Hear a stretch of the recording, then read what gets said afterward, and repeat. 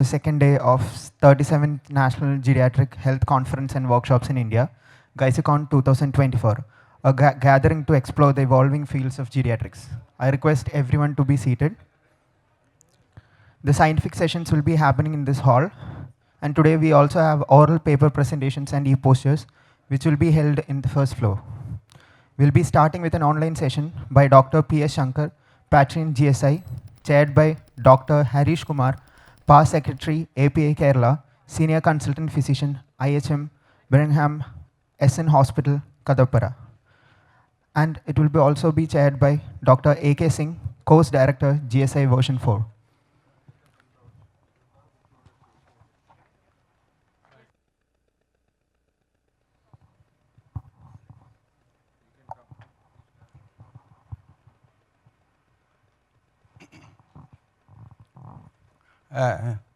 Good morning, everybody. It is customary that the first session is always being chaired by the immediate past president and one more luminary. This time we have two such people, Dr. A.K. Singh, the past president GSI, and Dr. Hari. The orator is none other than our father figure, Dr. P.S. Shankar, Nodoja Dr. P.S. Shankar, the patron of GSI. There were actually problems about the flight in reaching over here, so he is joining online. I have a request to make that all those people who have contributed chapters in Principles and Practice of Geriatric Medicine 2025, which is going to be released today, during the inaugural function, may kindly be available on one side, so that at that time no time is wasted, because in the inaugural function time is always limited. Thank you so much. Over to you, Dr. Singh sir, and Dr. Hari. Good morning, senior faculty, senior members, senior GSI members, physicians, and ladies and gentlemen.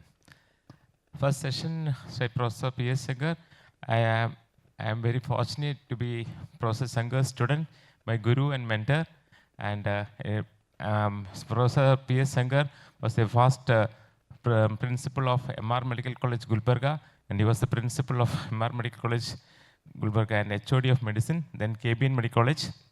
And he is a renowned medical professional with an illustrious career spanning several decades. He has authored about 250 books in different aspects of medicine, both in English and Kannada.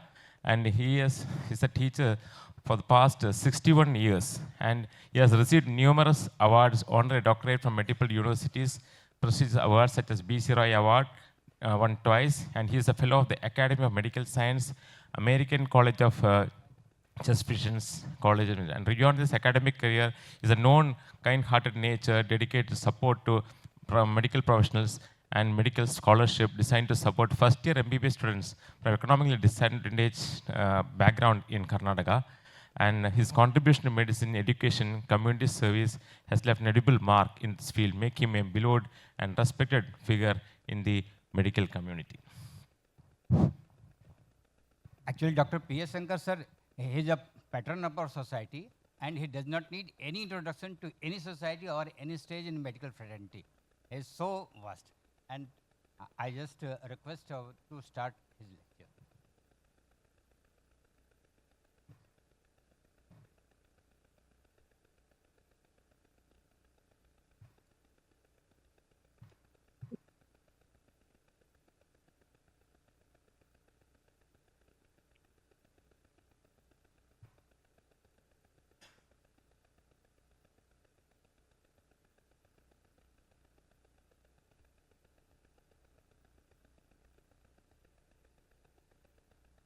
Mr. Chairman, Co-Chairman, fellow delegates, I have been asked to speak on respiratory sarcopenia.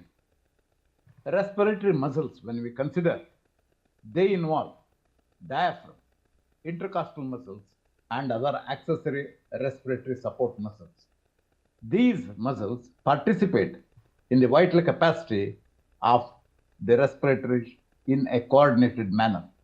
With advancing age and coexisting diseases, there is a decline in the respiratory muscle strength, which leads to respiratory muscle dysfunction. Sarcopenia, the term itself is used to describe a generalized loss of skeletal muscle mass and muscle function, which is noted with aging. However, the changes in the skeletal muscle, they are not uniform throughout the body. An impairment in the function of the respiratory muscles, it leads to decreased ventilatory reserve. So there is a development of breathlessness on exertion, exercise intolerance, and decreased physical activity. So when we are considering the respiratory sarcopenia, the condition itself has been recognized as a new entity. It is defined as a whole body sarcopenia, which is associated with low respiratory muscle mass, low respiratory muscle strength, and or low respiratory function. So there are three important things: low respiratory muscle mass, low respiratory muscle strength, and or low respiratory function. Miyazaki and colleagues, they have defined respiratory sarcopenia as a condition in which there is a presence of both low respiratory muscle strength and low respiratory muscle mass. It is difficult to make a definitive diagnosis because of the difficulty in accurately determining the low respiratory muscle mass. So when we are discussing respiratory sarcopenia, the condition is characterized by weakness of the respiratory muscles, and it is associated with a deterioration in the pulmonary function. The condition is noted in individuals because of aging or because of the presence of systemic diseases such as chronic kidney disease, especially those individuals who are undergoing dialysis. Respiratory sarcopenia is also another new term has come called presbyapnea. Presby means geriatric and apnea means pertaining to respiration. So Nagano and colleagues used this presbyapnea for the first time. There are three different types of respiratory sarcopenia. One we are considering is definite, when the manifestations are clear cut. When the whole body sarcopenia is associated with low respiratory muscle mass, low respiratory muscle strength, and or deteriorated respiratory function. However, it is necessary when we are making this diagnosis to exclude the conditions which are known to result in low respiratory muscle mass. Then there is a condition called probable. When the features, they meet other criterion excluding the measurement of the respiratory muscle mass. And third category is possible, where respiratory sarcopenia that includes the conditions which are responsible for the pulmonary dysfunction. So the pathophysiology of this condition is multifactorial. Sarcopenia is frequently noted in patients with COPD. COPD patients suffer from loss of muscle mass and reduced muscle function. That's how we often look at this height, and the quadriceps muscle itself is very much wasted in persons suffering from COPD. So sarcopenia appears to be disease-related rather than age-related disorder. So physical inactivity, weight loss, inflammatory cytokines, inadequate calorie intake, intracellular oxidative stress, hormonal decline, increased myostatin signaling, and decreased blood flow to the muscles, they are all linked with the development of sarcopenia. So with advancing age, there is a reduction in the respiratory muscle strength because of the muscle weakness and also because of the presence of diaphragmatic atrophy.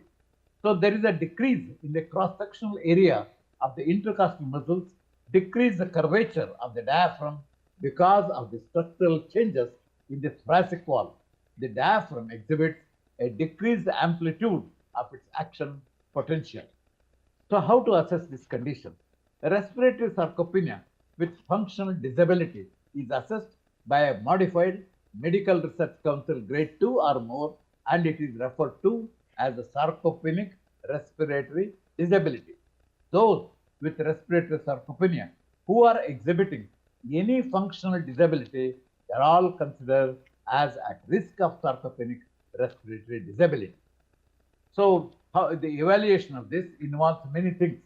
While evaluating the pulmonary functions, respiratory muscle functions are not assessed normally.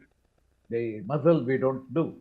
Respiratory muscle dysfunction may be noted with advancing age, decreased physical activity, undernutrition, hypoxic stress, pulmonary disease, inflammatory disorders, cachexia, iatrogenic disorders, and neuromuscular disorders. So respiratory muscle mass is measured by CT and also by ultrasonography. Respiratory muscle strength is assessed by the peak expiratory flow rate.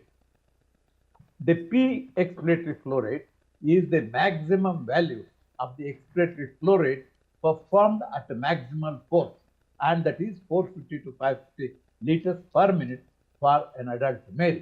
And the value decreases with age and also when there is a presence of whole body sarcopenia, which is valuable in determining the presence of respiratory sarcopenia. So peak flow meter with a mouthpiece has found a place to measure peak cough flow, PCF. Following a maximum inspiration, the patient is asked to cough like that, and the peak flow that occurs at that time is utilized as a peak cough flow. The value in the adult is 470 to 600 liters per minute, and it declines with advancing age. There are two important things, MEP and MIP. Patients with sarcopenia, they exhibit a thinner diaphragm and decrease the peak expiratory flow rate. Respiratory muscle strength is assessed by the maximum expiratory pressure MEP and maximum inspiratory pressure MIP.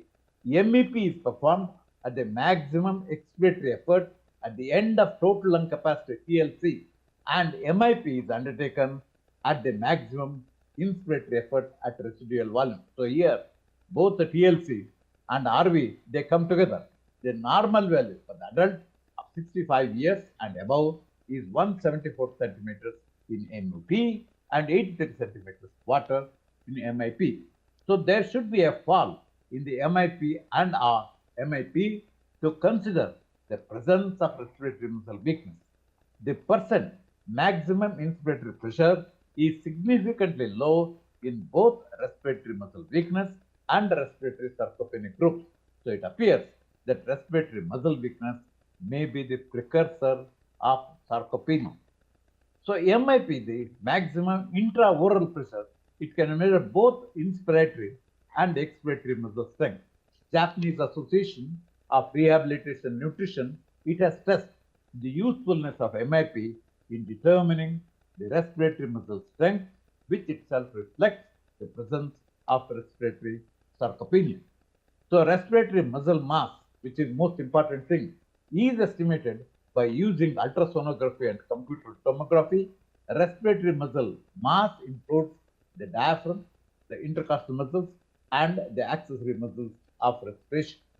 Diaphragmatic thickness is measured by utilizing the ultrasonography. TDI, diaphragmatic thickness, is static measurement of the diaphragm thickness. So this TDI changes with contraction and the mobility of the diaphragm with respiration. Age, body mass index, and the sex, they all influence on the diaphragmatic thickness. So M-mode echocardiography is utilized, and by using that one, it is possible to measure TDI, and it gives the ratio of the TDI in inspiration and expiration, reflecting the thickening ratio or function. So diaphragmatic mobility is assessed by measuring the distance that is covered during the diaphragmatic movement. CT, the images taken by the CT, they help in evaluation of the respiratory muscles. With advancing age, muscle strength and muscle mass of the respiratory muscle, it shows a decline. Diaphragm, being the main respiratory muscle, it exhibits a decreased activity in the background of the influence of the age and the sarcopenia. So with the management of this condition, there is no specific medication for the treatment of respiratory sarcopenia.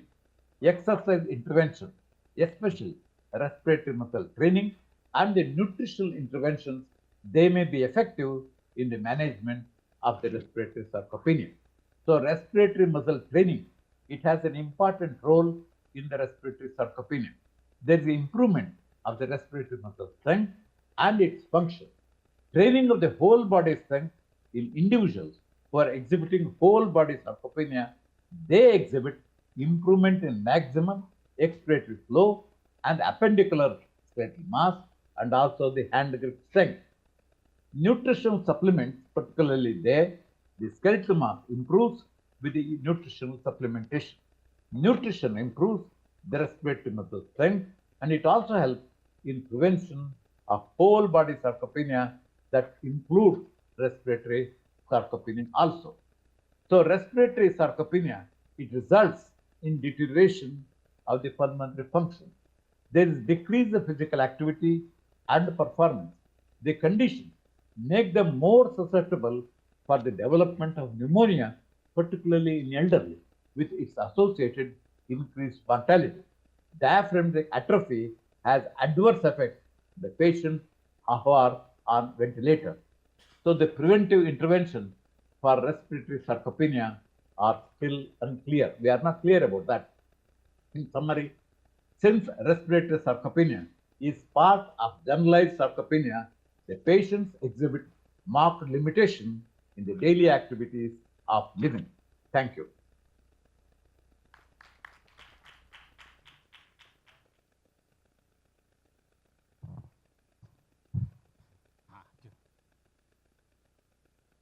Sir, you can ask, but who will answer? Okay, I will. Yes.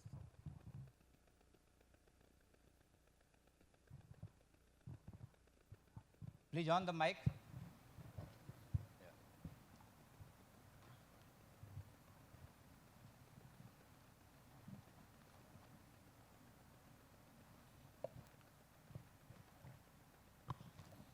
Hello, yeah. Good morning to everybody, and I hope Dr. P.S. Shankar is hearing me. Is he hearing me, or it was a recording? No, no. Anyway, my greetings to him for his excellent lecture on respiratory sarcopenia. Being a pulmonologist myself, I mean, we don't come across this patient so often.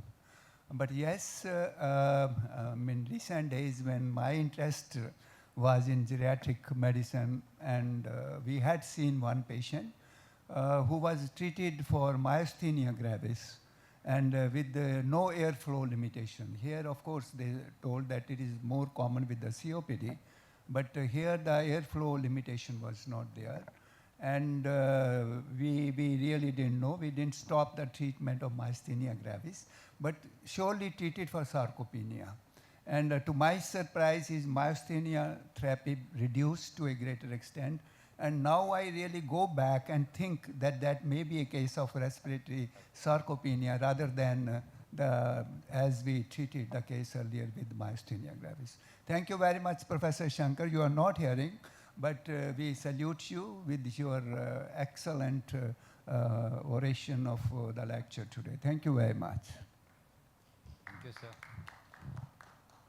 So now we conclude the session.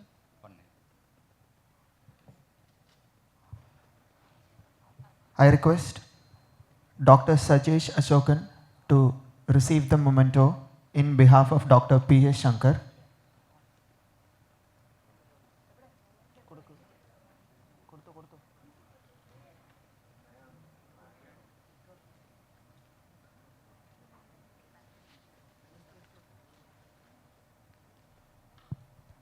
Professor P.S. Shankar sir unfortunately could not come due to his limited health, but however, he's with us today.